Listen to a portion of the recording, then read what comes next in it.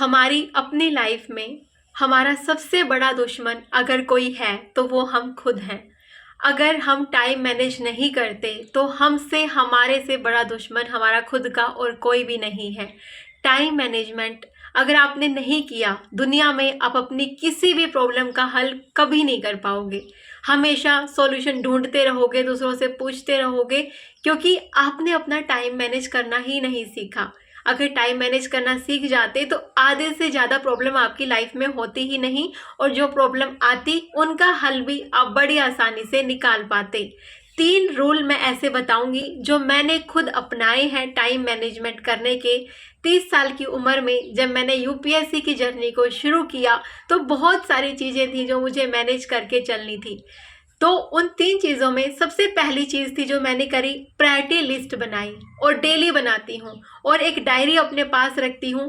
Pen के साथ लिख के उस डायरी के ऊपर मैं रखती हूँ 3 से 5 प्रायोरिटी पूरे दिन की, उससे ज़्यादा नहीं। उससे ज़्यादा तो होनी भी नहीं चाहिए, क्योंकि आप उतना नहीं कर पाओगे, आप ह्यूमन बीइंग हो। तो सबसे पहले वो 3 से 5 प्रायोरिटी जो आपको पूरी करनी है वो आप लिख लीजिए। अब उसमें से जो जरूरी 3 है, मान लिया आपने 5 लिखी या 6 भी लिख दी, उसमें से जो भी जरूरी 3 प्रायोरिटी हैं उनको हाईलाइट कर देना है हाईलाइटर से, कि आपको वही करनी है सबसे पहले। उसके बाद फिर और चीज़ें, जैसे मैं आपको बताती हूँ मेरी प्रायोरिटी में, अगर मैं यूपीएससी की तैयारी कर रही हूँ तो ऑब्वियस सी बात है यार, मेरी प्रायोरिटी में सबसे पहले मेरी स्टडी है। I know I am selfish in this thing, मेरा बच्चा है, मेरी फैमिली है, लेकिन फिर भी मेरी प्रायोरिटी लिस्ट में मैं सबसे ऊपर हूँ।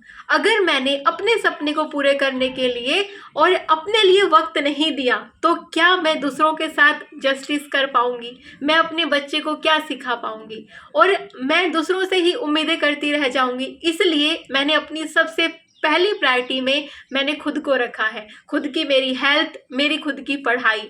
और वो मैं कैसे कर पाती हूँ वो भी मैं बताऊंगी, फैमिली को देखते हुए, बच्चे को देखते हुए। देखिए, दूसरी जो चीज़ है वो इसी चीज़ पे है कि आपको ना अपने दिन को डिवाइड कर लेना है। मेरा दिन 4 हिस्सों में डिवाइड होता है। अर्ली मॉर्निंग जो सुबह 3 बजे से शुरू हो जाता है डेली, लगभग 11 महीने मेरे को होने वाले हैं। बीच में कुछ रीज़न थे, हस्बैंड सुबह सुबह मेरे जिम जाते थे, तब मैं 12 बजे रात को सोती थी, और सुबह बच्चे के पास थोड़ा मेरे को चाहिए था टाइम, तो मैं 5 बजे उठती थी। नहीं तो मैं जनवरी से लेके और अभी तक लगभग मेरा 1-2 महीना बीच में हटा दो तो मेरा सुबह 3 बजे का टाइम रहता है उठना। कभी 2:30 बजे ही उठ जाऊँ, 2:30 बजे भले ही उठ जाऊं, 3 बजे से लेट या 3:30 से लेट कभी नहीं हुई। तो सबसे पहला मेरा दिन शुरू हो जाता है, अगर मेरे को अपने लिए टाइम चाहिए तो सुबह के 3 बजे। और अर्ली मॉर्निंग का वो टाइम है, उसमें मैं खुद की एक्सरसाइज कर लेती हूँ, खुद को थोड़ा सा वक्त दे लेती हूँ, खुद से थोड़ा सा बातें कर लेती हूँ, भगवान जी को सबसे पहले धन्यवाद करके, खुद से बातें करके फ्रेशन अप होके मैं अपनी पढ़ाई शुरू कर देती हूँ। सुबह सबके उठने से पहले मेरी लगभग 3 घंटे की पढ़ाई हो जाती है, और यहीं से मेरे को एक बूस्टअप मिलता है, पूरे दिन के लिए मोटिवेशन मिलता है। तो सबसे पहला अर्ली मॉर्निंग, फिर होता है मॉर्निंग, जब सब उठ जाते हैं परिवार के लोग तब मेरा मॉर्निंग टाइम शुरू होता है। फिर उनके हिसाब से चीज़ें होती हैं, पढ़ाई भी बच्चे के हिसाब से, उसका स्कूल का ऑफ है कि उसको स्कूल जाना है उस हिसाब से होती है। उसके बाद फिर एक टाइम होता है आफ्टरनून वाला और एक टाइम होता है इवनिंग वाला। तो इसलिए आपको अपने हिसाब से ऐसे नहीं बांटना दिन को कि यार इतने बजे से इतने बजे, ये वाला टाइम टेबल नहीं करना, बल्कि बस मोटा मोटा 4 हिस्सों में बांट लो कि अर्ली मॉर्निंग खुद के लिए, मॉर्निंग कुछ फैमिली के लिए, कुछ खुद के लिए, इवनिंग कुछ आउटिंग के लिए, कुछ फ्रेंड्स के लिए, कुछ दूसरे फैमिली मेंबर के लिए। इस हिसाब से आप अपना कर सकते हैं, ठीक है।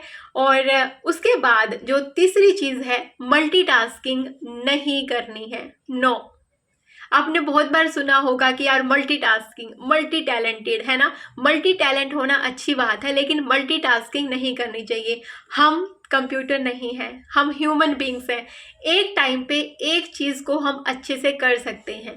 हाँ, कुछ गाने गुनगुनाते हुए या कुछ ऐसी वीडियो सुनते हुए जिस पे आपको ज़्यादा ध्यान नहीं देना है, आप अपना कुकिंग कर सकते हैं, दूसरा काम कर सकते हैं। लेकिन एक जो प्रॉपर पढ़ाई होती है ना, वो कुकिंग करते हुए नहीं होती है। अगर आप इसके अलावा कोई और मल्टीटास्किंग कर रहे हो तो ऐसा हो सकता है कि बैकग्राउंड में कोई म्यूजिक चल रहा हो, आप गाने सुन रहे हो और अब कोई काम आप कर रहे हो, वो आप कर सकते हैं। लेकिन उसके अलावा कोशिश यही करें, मल्टीटास्किंग अवॉइड करें।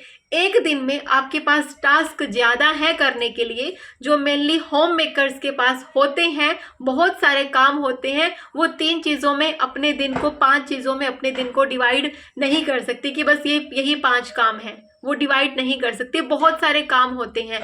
तो कुछ काम आप बांट सकते हैं, हाउस हेल्पर को, अपने हस्बैंड को, इन लॉज को, बच्चे को, जो जिसके हिस्से का काम है वो उसको बांट सकती हैं। कोई दूसरा आपका काम का बर्डन नहीं लेना चाहे तो कम से कम अपने बच्चे को ऐसी शिक्षा जरूर दें कि जो आपकी हेल्प करे और आगे आने वाली जो भी उसकी वाइफ है या फिर लड़की है तो जो भी उसका हस्बैंड है उसके टाइम मैनेजमेंट में वो उसकी हेल्प कर पाए।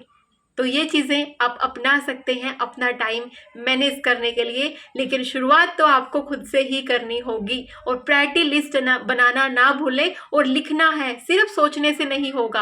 अगर दिमाग में सोचोगे ना कि यार ये काम करना था, वो काम चाहे ज़रूरी हो, बिना लिखे आप वो भी भूल सकते हो। फिर आपको एकदम से याद आएगा कि अरे यार ये कितना इंपॉर्टेंट काम था और ये भूल गए।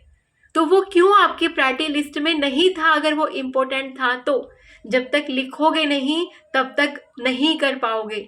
लिखने की हैबिट जरूर होनी चाहिए। एक और चीज़, अभी आपने ये वीडियो कंप्लीट सुन लिया है तो मुझे वो 3 प्रायोरिटी लिस्ट अभी कमेंट सेक्शन में लिख के आप मुझे बताएंगे कि ये मेरी प्रायोरिटी हैं और मैं डेली इन प्रायोरिटी के हिसाब से काम करूँगी, या फिर मैं डेली अपनी प्रायोरिटी लिस्ट इस हिसाब से बनाऊँगी कि जो मेरी ज़िंदगी का मकसद है वो पूरा हो पाए।